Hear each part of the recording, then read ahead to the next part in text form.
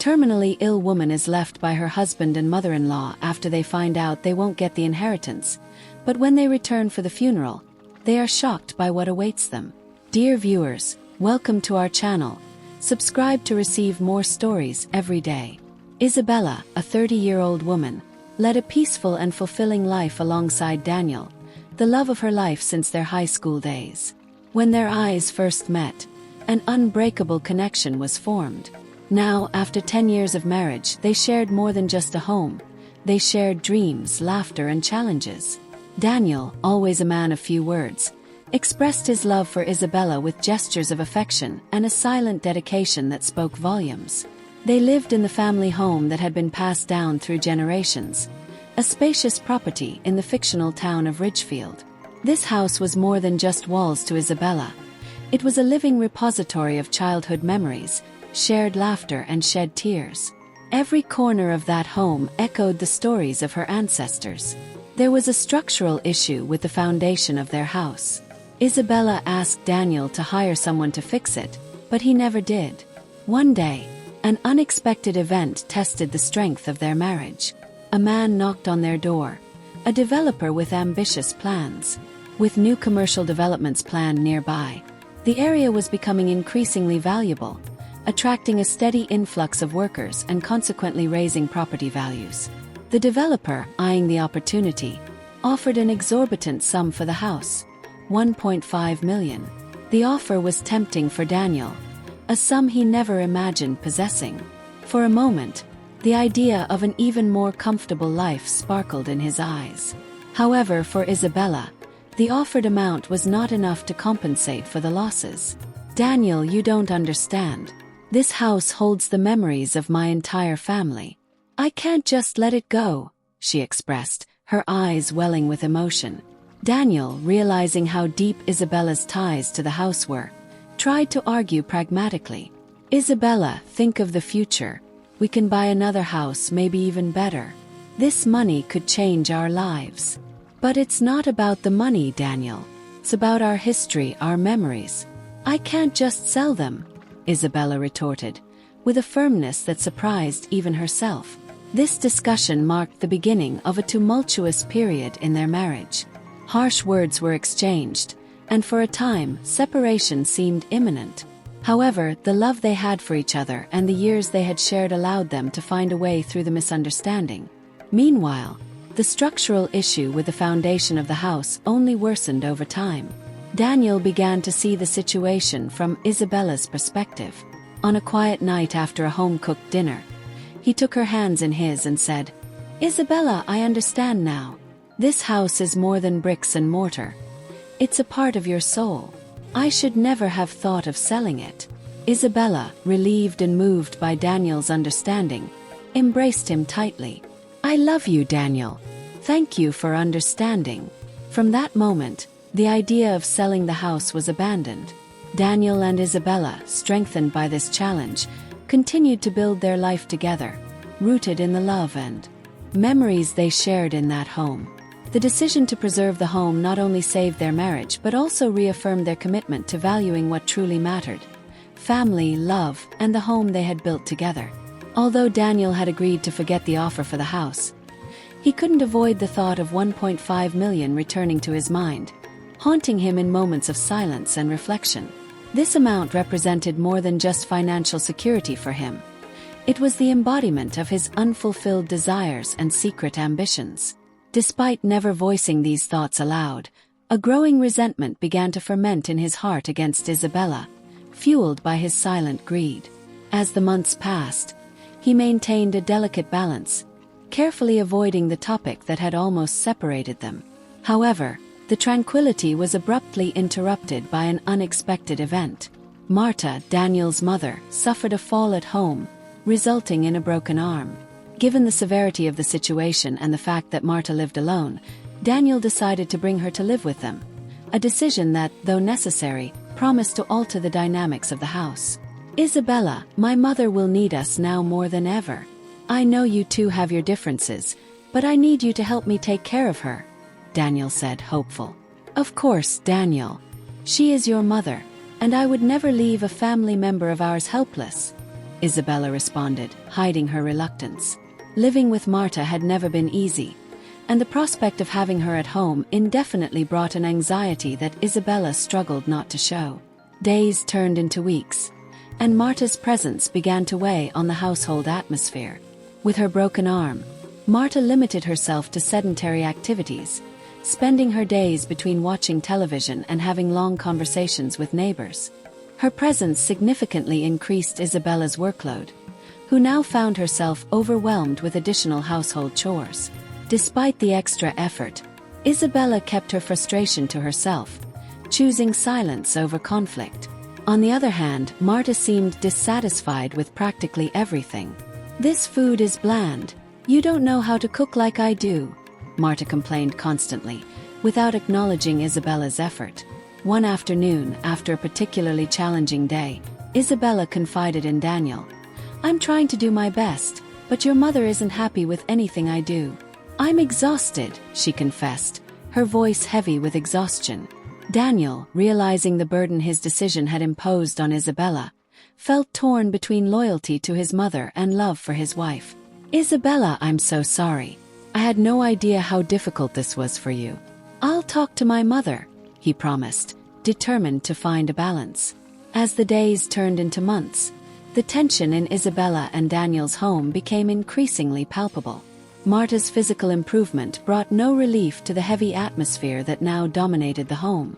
Daniel, in his growing indifference, failed to fulfill his promise to talk to his mother.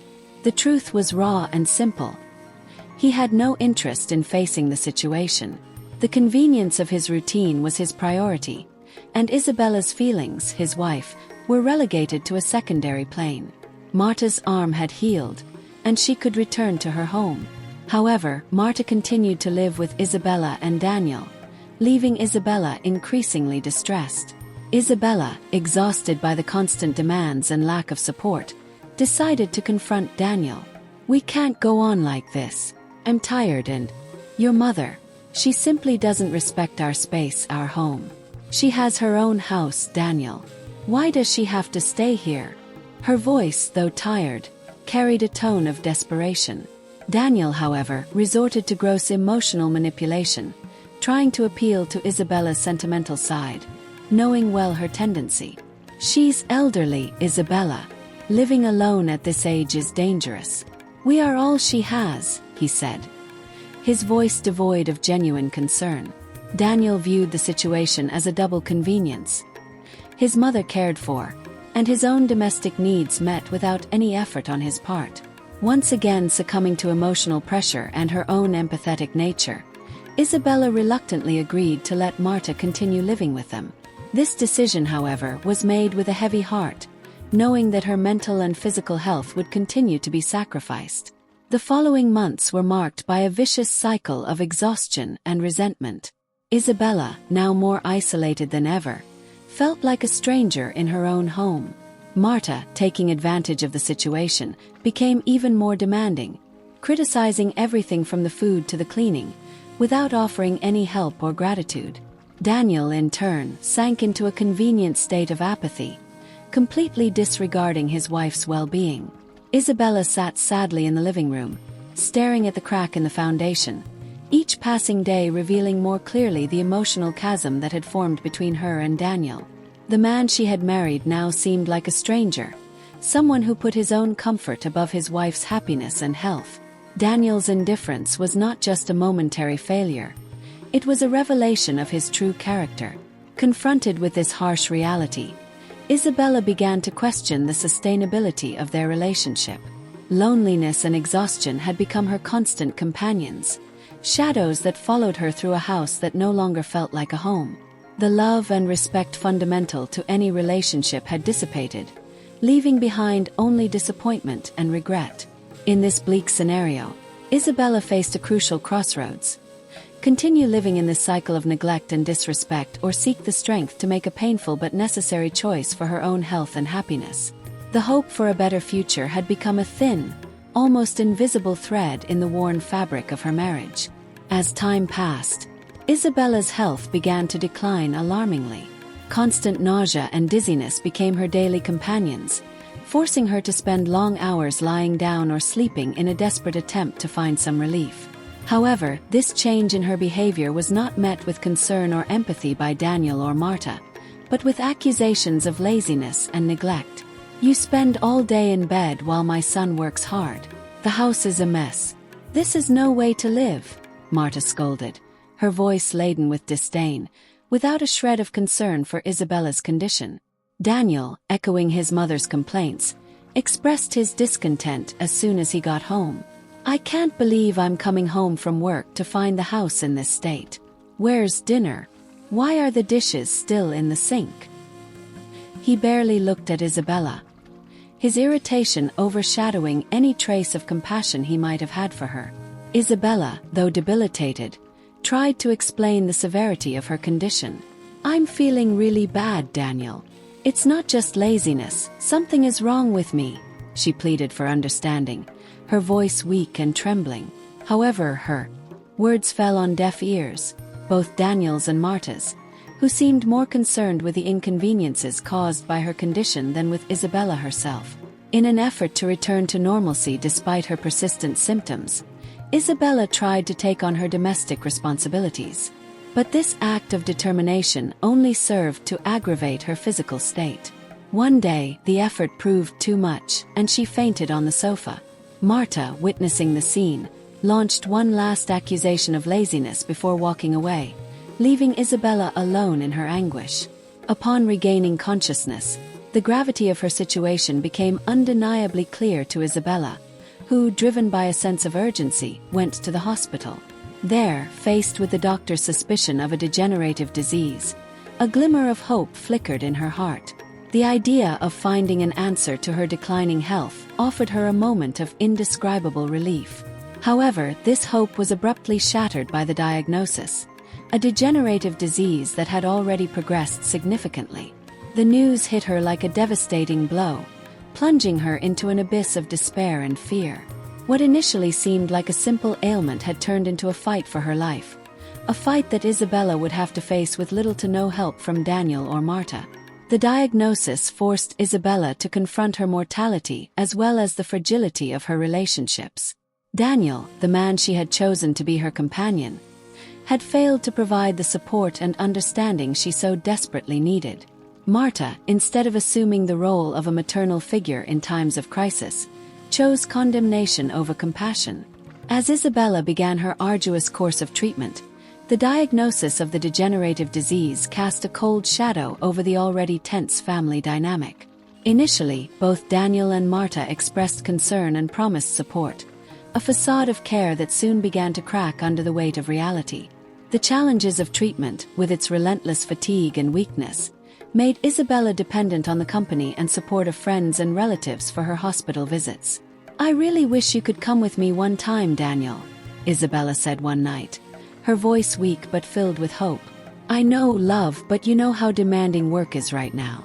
I really need to focus," Daniel replied, avoiding her gaze, guilt pricking his conscience but not enough to drive a change in his behavior.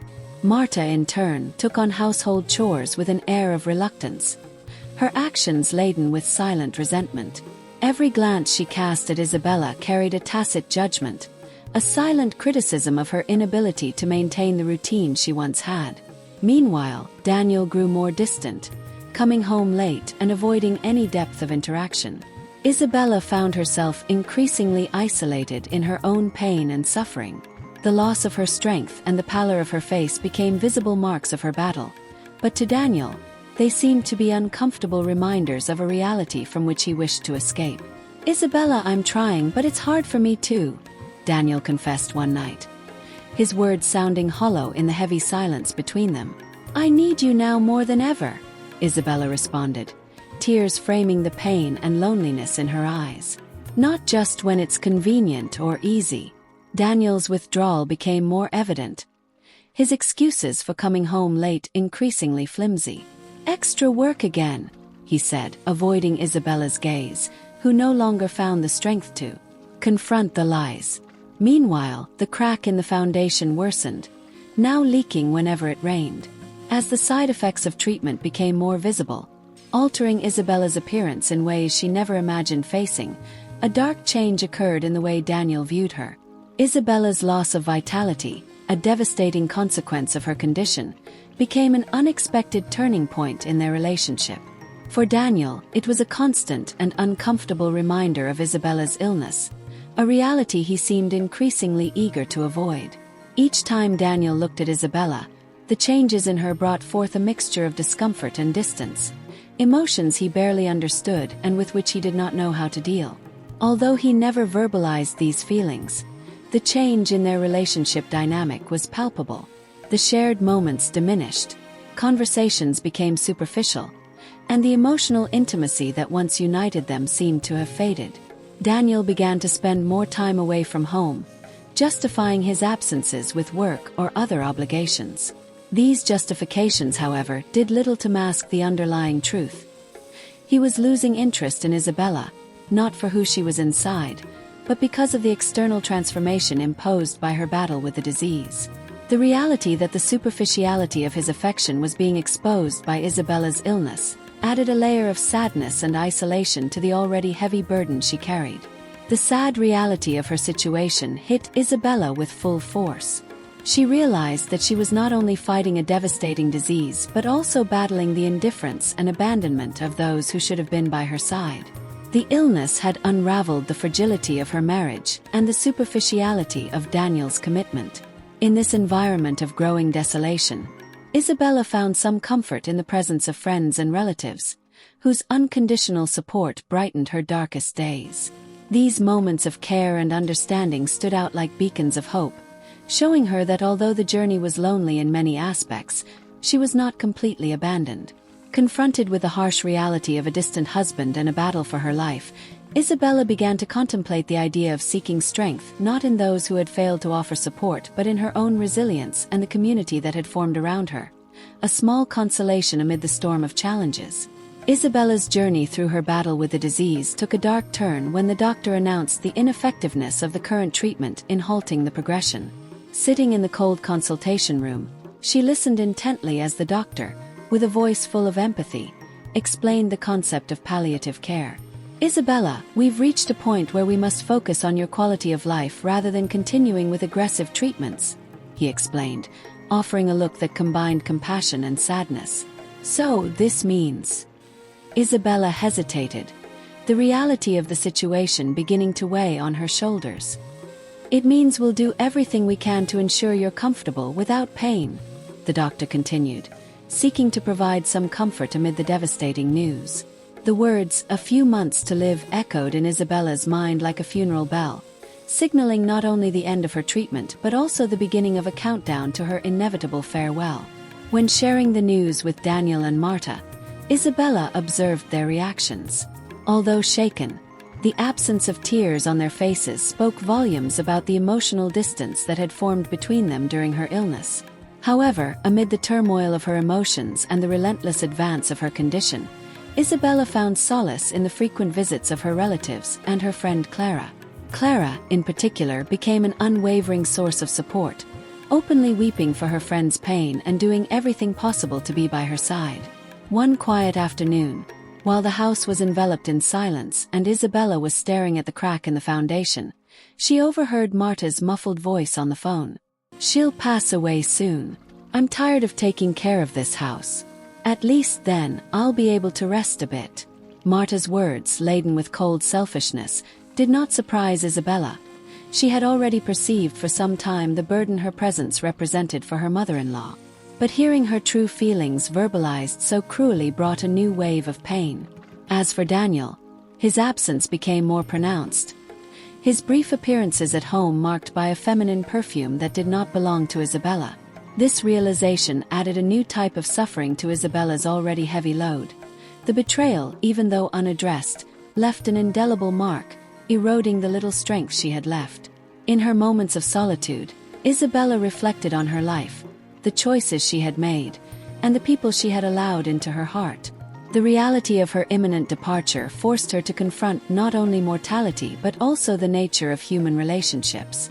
The unconditional love of Clara contrasted vividly with Daniel's indifference and Marta's resentment. As Isabella navigated these final chapters of her life, She found a strange peace in accepting her fate.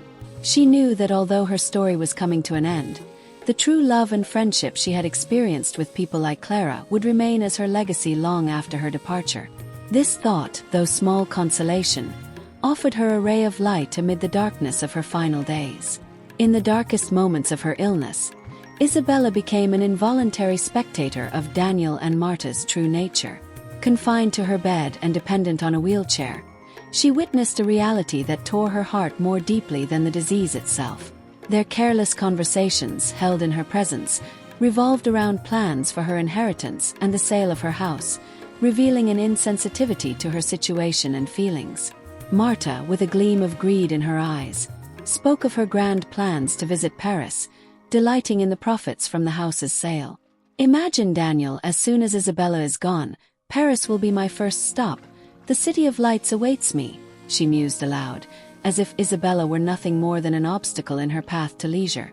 Daniel, not wanting to lag behind in insensitivity, shared his own dreams of traveling to the United States, visions of extravagance dancing in his mind. "And I, Mom, will finally see the States. The house's value has skyrocketed to $2 million now. We're about to make a fortune," he said, with a disturbingly misplaced smile in the solemnity of Isabella's room. The revelation that Daniel had already started the process of selling the house under a power of attorney that Isabella had once trusted him with was a blow that left her stunned. However, the universe seemed to have a twist reserved for Daniel's greedy plans. When he tried to finalize the sale, he encountered an unexpected legal barrier. The house, as it turned out, wasn't Isabella's alone to sell. It belonged to a wider circle of her family, a detail that Daniel had arrogantly overlooked. Isabella's parents had wisely included other relatives in their will, distributing the property among more than 7 people, including Isabella's siblings and some cousins. These relatives, all comfortably well off, had unanimously agreed to let Isabella live in the house, as she had been her mother's caretaker in her final days. This collective ownership rendered Daniel and Marta's plans futile, their dreams of extravagant spending thwarted by the family's united front. Upon learning this, Daniel and Marta's fury knew no bounds. "All for nothing, we won't receive anything from this," Daniel exclaimed, boiling with frustration.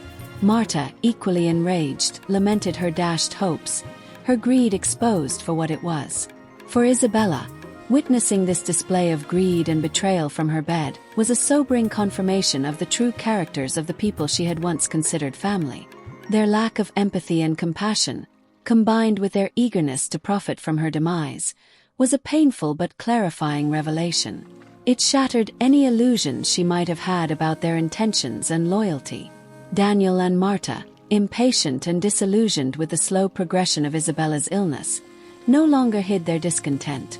Their hopes for a swift resolution to Isabella's tragic situation faded as she remained stable, defying the doctor's initial predictions. One day, in a moment of carelessness, Isabella caught fragments of a conversation that confirmed her worst suspicions. Through the crack of a slightly open door, she heard Daniel planning her departure, counting the days until he could claim his share of the inheritance. "When she passes away, I'll take my part. It's not what I expected, but 200,000 will still help," he said, words that cut through the silence and Isabella's heart with a chilling coldness.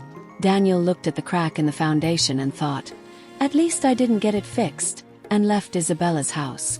After Daniel's departure, leaving her alone at home, Isabella, shattered, turned to the one person she knew she could trust unconditionally, her friend Clara.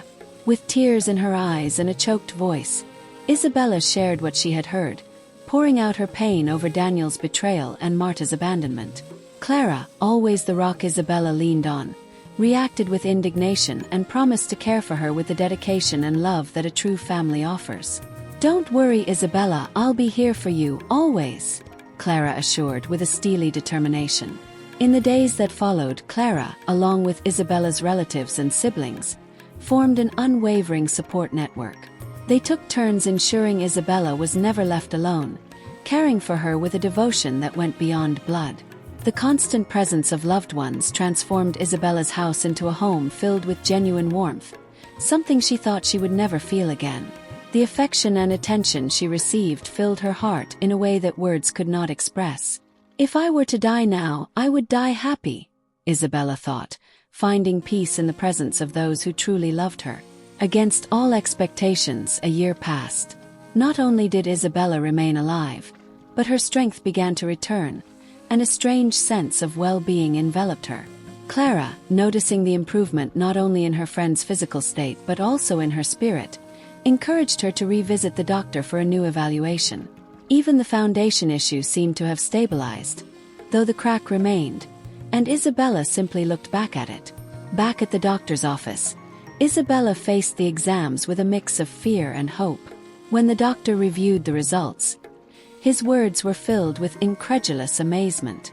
"Impossible," he murmured initially before explaining to Isabella the extraordinary turnaround in her condition. "You still have the disease, but it has regressed to such an extent that it now seems to be in its early stages." "It's a miracle," the doctor declared, sharing a rare piece of news that few have the fortune to hear. Emotion overwhelmed Isabella, tears of happiness and relief streaming freely down her face. The prospect of being granted a new chance at life flooded her with immense gratitude. The battle against her disease had brought out the worst and best in the people in her life, leaving her with invaluable clarity about the incalculable value of true friendship and love. Now, with renewed hope, Isabella faced the future not as a dark horizon but as a field of limitless possibilities, knowing that regardless of the challenges she might still face, she would not be alone. The reversal in Isabella's health brought new hope to her life, a chance to start over that she never expected to receive. After years of fighting a hard battle against her condition, the unexpected remission opened new paths and possibilities. The light therapy, a final effort by her dedicated doctor, was not only successful in regressing the condition but also allowed Isabella to keep her vitality, a visible symbol of her recovery and renewed strength. As the symptoms receded further, Isabella began to dream of the future again, a future in which she saw herself not just surviving but thriving. "As soon as I'm fully recovered, I'm going to look for a job. I want to be independent, to live on my own," Isabella shared with Clara, whose unwavering support had been a beacon of hope during the darkest moments. Financial dependence was something Isabella was determined to leave behind. Daniel's absence, though painful in many ways, had removed the main provider from the house, pushing her into a reality where she relied on family and primarily on Clara for support. However, this period of vulnerability also taught Isabella the value of community, true friendship, and the chosen family. Life, however, always finds ways to test our resilience, as Isabella would soon discover. One day, while relaxing in the living room, part of the ceiling collapsed, a physical reminder of past neglect. The ceiling fell right on the crack that neither she nor Daniel had ever gotten around to fixing. The incident, though frightening, caused no injuries but highlighted the urgent need for repairs in the house, a task Daniel had never shown any interest in. Clara, always ready to help, called a friend, Lucas, a carpenter who promised to take care of the problem.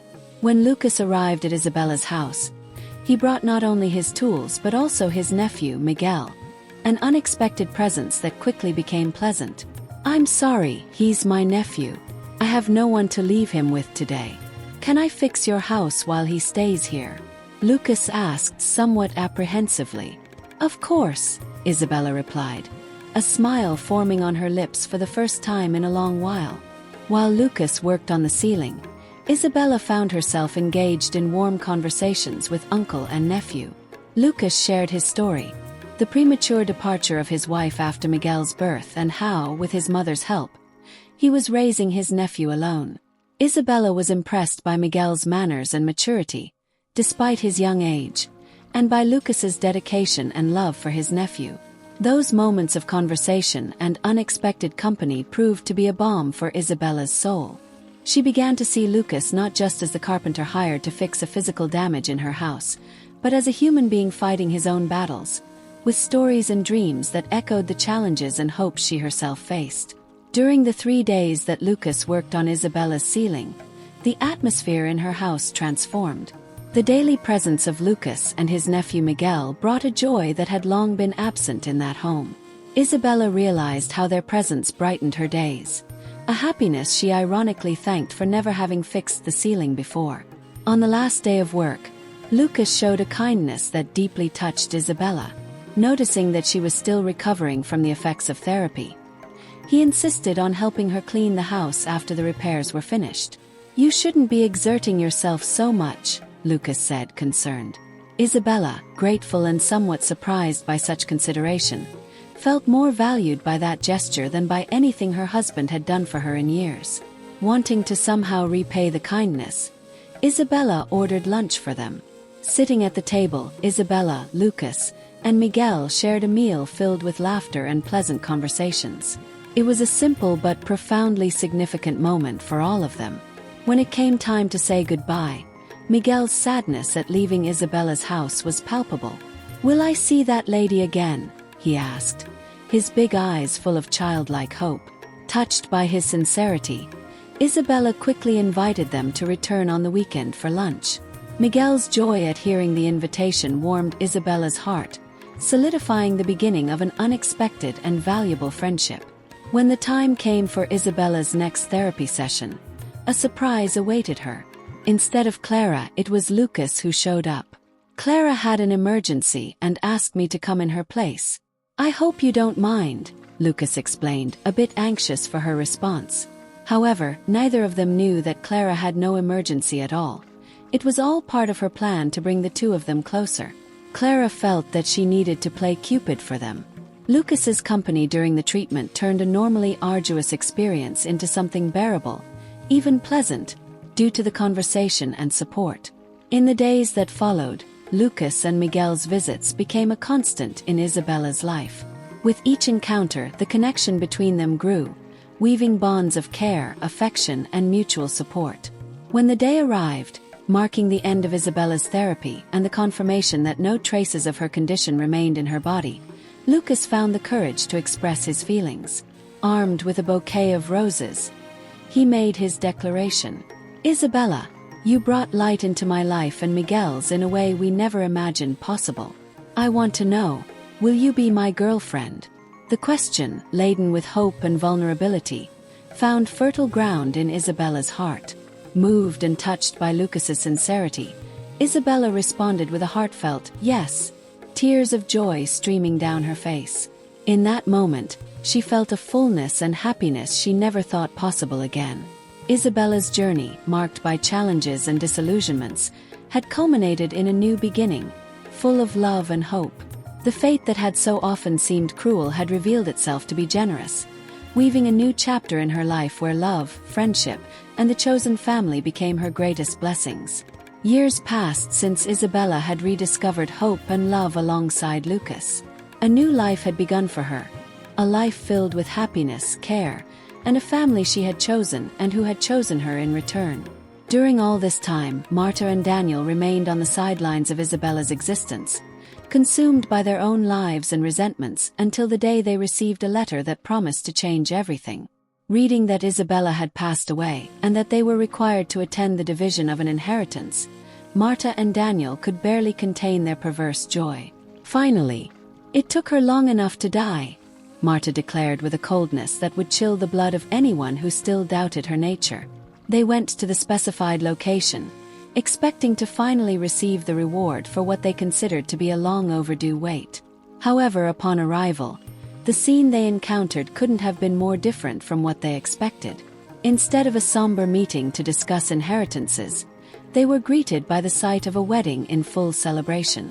The biggest surprise came when Daniel spotted the deceased bride, Isabella, radiant in her wedding dress, visibly pregnant, standing beside Lucas, the groom. The true architect of this audacious plan was none other than Clara, who watched the scene with a triumphant smile. The letter had been her ruse, a clever way to bring Daniel and force him to grant Isabella the final freedom she deserved. The judging eyes of the guests weighed heavily on Daniel and Marta, a silent testimony to the collective knowledge of Daniel's past actions. Isabella, completely unaware of the trap Clara had set, was speechless in the face of the twist but couldn't help but laugh when she saw Daniel's stunned expression as he was confronted by Clara. "Here are the divorce papers. Sign them so my friend can marry again," Clara said, pushing the documents toward Daniel. Surrounded by condemning looks and with no way out, Daniel signed the papers, sealing his divorce from Isabella once and for all. Daniel and Marta, humiliated and defeated, hastily left the celebration, leaving behind any pretense they might have had over Isabella's life. Looking at Clara, Isabella let out a laugh, a mix of relief and joy at the freedom she had gained and the promising future that awaited her. Isabella knew that with Lucas by her side and a new member joining the family, her life was complete in a way she never thought possible. The celebration of her marriage was not just a moment of joy but also a symbol of a new beginning, free from the shadows of the past and illuminated by the promise of love, family, and happiness. On that day, Isabella not only celebrated her marriage to Lucas but also the victory of truth and love over greed and betrayal. Her heart, full of gratitude for Clara, Lucas, and all who had supported her, knew that regardless of what the future held, she would face it with the strength found in true love and the unwavering support of her chosen family. Dear viewers, thank you for watching. If you like this story, please subscribe to our channel to receive more stories every day. Share with us what you think of this story.